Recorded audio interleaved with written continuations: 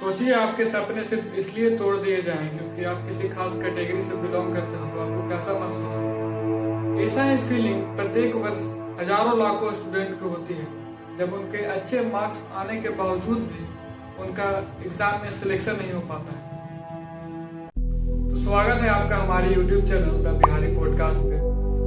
Today we are discuss about reservation system of Bihar.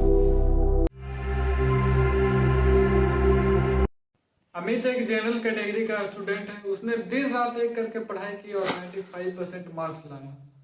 95% marks लाने के बावजूद भी जब गवर्नमेंट जॉब का रिजल्ट आया तो उसका सिलेक्शन नहीं हुआ, उसका नाम उस लिस्ट में ही नहीं था।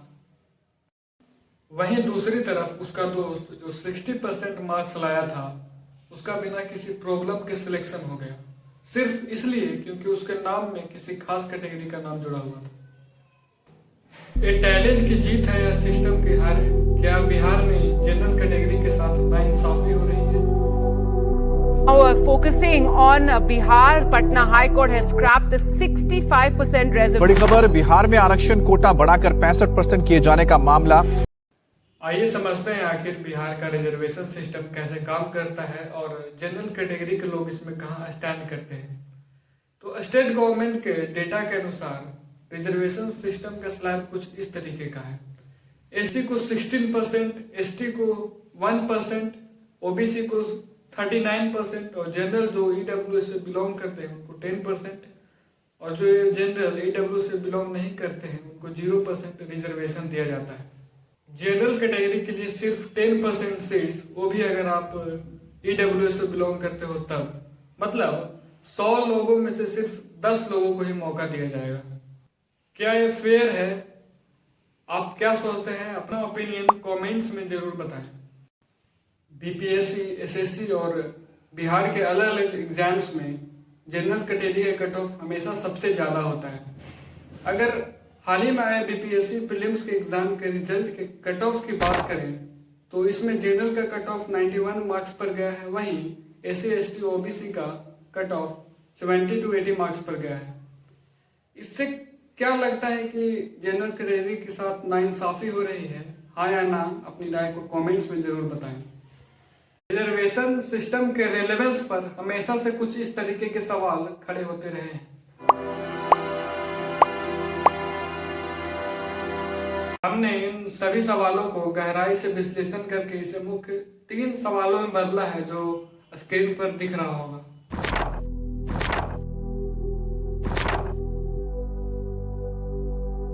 इन 3 सवालों के उत्तर के लिए हमने खान ग्लोबल स्टडीज केजीएस के 5 यूपीएससी टीचर्स से उनकी राय जानी। PK Mishra sir, SS Pandey sir, Karan sir, Kinsuk sir और धर्मेंद्र सर। मेरा पहला प्रश्न डॉक्टर एसएस पांडे सर से था, जो सोशियोलॉजी के बहुत बड़े ज्ञाता हैं। इन्होंने इस प्रश्न का उत्तर कुछ इस तरीके से बताया। आपका सवाल बहुत ही महत्वपूर्ण है, लेकिन इसे समझने के लिए हमें मेरिट और सोशल जस्टिस दोनों को साथ लेकर चलना होगा। समझिए, आरक्षण की व्यवस्था सिर्फ परीक्षा के अंकों तक सीमित नहीं होता है, बल्कि इसका मुख्य उद्देश्य है उन लोगों को समान अवसर देना जो ऐतिहासिक रूप से सामाजिक, शैक्षिक और आर्थिक रूप से पिछड़े रहे हैं। अगर हम सिर्फ नंबरों पर ध्यान दें तो 85% बनाम 65% सुनने में तो कूल लगता है, लेकिन अगर अवसरों और संसाधनों की असमानता को देखें तो पिक्चर पूरी तरह बदल जाती है।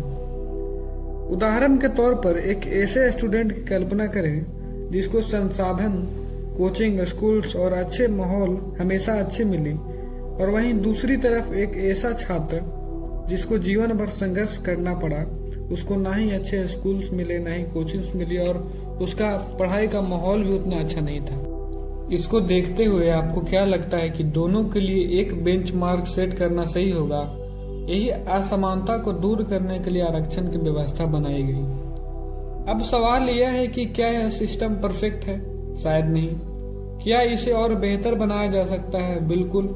लेकिन इस चीज को इस तक सीमित रख देना कि किसी के नंबर ज्यादा हैं तो ज्यादा योग्य है और किसी के कम नंबर है तो कम योग्य है, हमें इससे एक बड़े पर्सपेक्टिव से सोचना होगा। मेरा दूसरा प्रश्न पीके मिश्रा सर और करण सर से था। पीके मिश्रा सर जो इंडियन इकोनॉमी के टीचर हैं और करण सर जो पॉलिटी के टीचर हैं, ये दोनों के पर्सपेक्टिव से क्या आंसर मिला?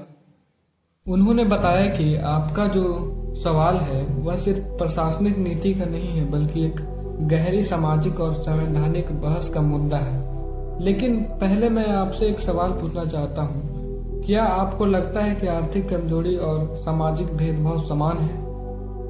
देखिए, जब 1950 में संविधान बना तो संविधान निर्माताओं ने अनुच्छेद 15(4) और 16(4) के तहत जाति आधारित आरक्षण इसलिए दिया क्योंकि कुछ लोग समुदायों को सदियों से सामाजिक और शैक्षणिक और आर्थिक रूप से दबाया गया था। Doctor B.M. अम्बेडकर ने भी कहा था कि आरक्षण एक टेम्पररी सॉल्यूशन है, लेकिन यह 10 साल की जगह 70 साल से जारी है। अब आपका सवाल है कि क्या इसे बदलने का समय आ गया है?